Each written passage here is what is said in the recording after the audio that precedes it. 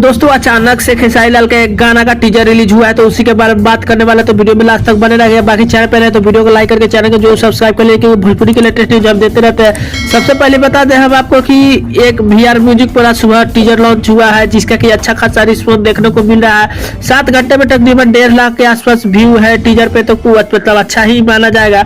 हम बता दें इस गाने को गाया है खेसारी लाल यादव व शिल्पी राज, और एल्बम का नाम है भीज जाला लहंगा। हम बता दें आपको खेसारी लाल का ये होली में तीसरा सॉन्ग है, जो कि काफी सुपर डुपर हिट हमको लग रहा है। वो दोनों गाना से काफी सुपर डुपर हिट होने वाला है।